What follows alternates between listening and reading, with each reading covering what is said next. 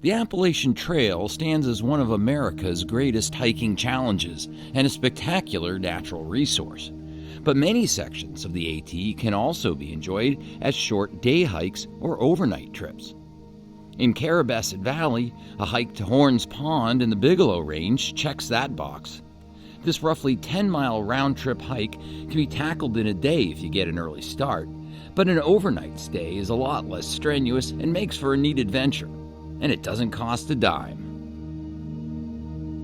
There are two routes to Horns Pond, the Appalachian Trail and the Fire Warden Trail.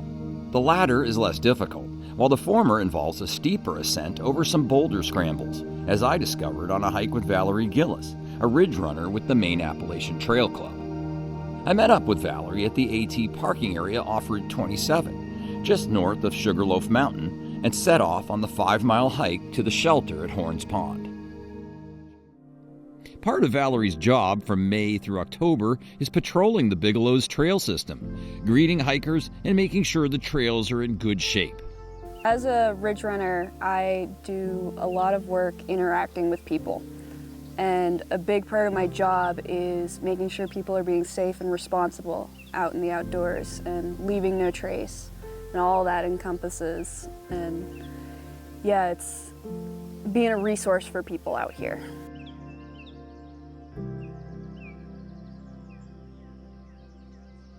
Some days I enjoy the bad weather by sitting in the day use shelter and talking to hikers because they like to stop there and take a rest from the rain. And I chat with them, talk about what the conditions are going to be as they continue over the Bigelows.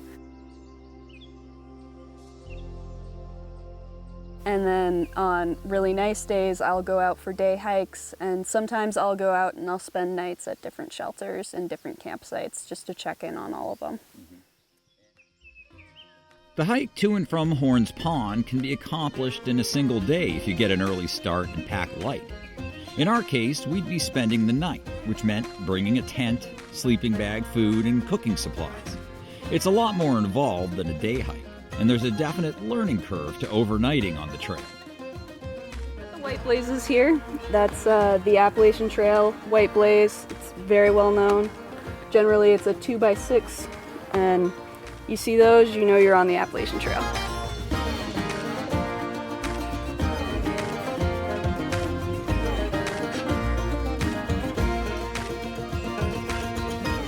So essentially right now I'm taking down the location of the blowdown, the size of it. I'm going to record essentially at what height it's at so they know what tools to bring up.